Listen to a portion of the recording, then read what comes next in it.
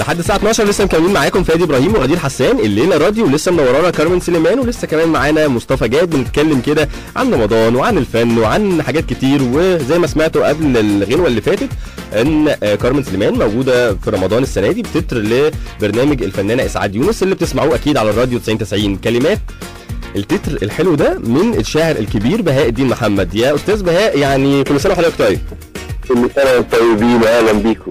نورنا على الراديو 90 ومعانا كارمن ومعانا مصطفى، وعارف ان يعني ده التيم ورك بتاع حضرتك في الايام دي.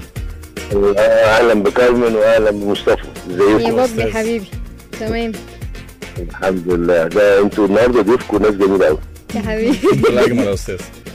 ان شاء الله تكون يعني قويه وكالعاده بمستوى الاستاذ بهاء الدين محمد. بس يعني اخيرا قبل ما نقول لحضرتك يعني سلام ونشكر حضرتك ان انت نورتنا على راديو 90 مش هينفع يكون معانا الشاعر الكبير بهاء الدين محمد وما نسالش هل في تعاون في ألبوم عمرو دياب اللي جاي ولا لا؟ لا ولن من الاخر هو عملها قاطعه قاطعه. عنده اغاني لو عايز ينزل اغاني، وعنده اغاني غناها ونجحت، قال فاكرينك ولسه خيالي. لو حابب ينزل الاغاني دي طبعا لان هو ده السبب الاساسي.